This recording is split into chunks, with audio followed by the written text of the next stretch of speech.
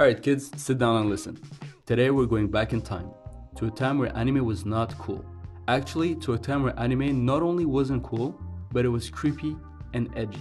Saying you watched anime at the time was the equivalent of publicly announcing to your school that you were a creep. So why am I talking about this? Why am I blabbering about something that was so edgy and uncool back then? Well, that's because I was one of those weirdo kids back then.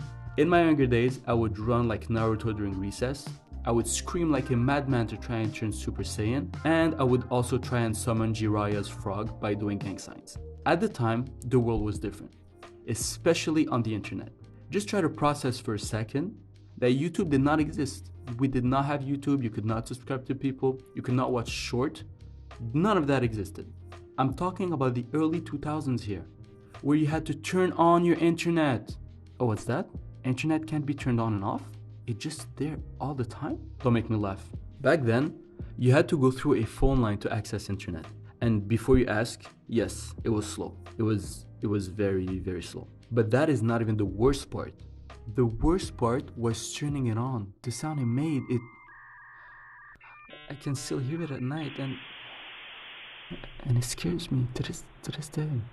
That shit sounded like you were summoning the devil, and it lasted for so long. Every time it felt like you had to suffer in order to get your reward. Like giving away part of your soul to click on buttons and stare at a page loading for minutes upon minutes upon minutes. And to add on to all the horrible process, if for some God-given reason your mom needed to speak on the phone for 6 hours, well, that's just too bad for you. You had no internet the whole day. Now let's say you managed to go through all of this without losing your mind.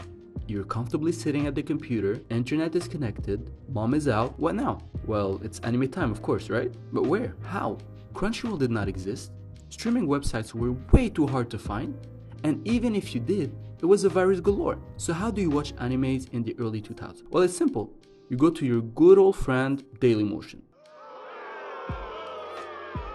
Whoa, was that? Is that disgust I hear? Show some respect to the website that held the whole internet together before YouTube appeared. Put some respect on my name. Dailymotion had a pretty good collection of animes, and the video loading time was not as bad as other websites. So it was a good deal. Yeah, that all sounds good, but it really wasn't.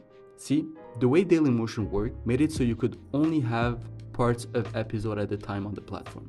You could not upload a full episode. You had to watch your animes in parts. Yes, a 20-minute episodes in parts that could go up to 5 different parts per episode.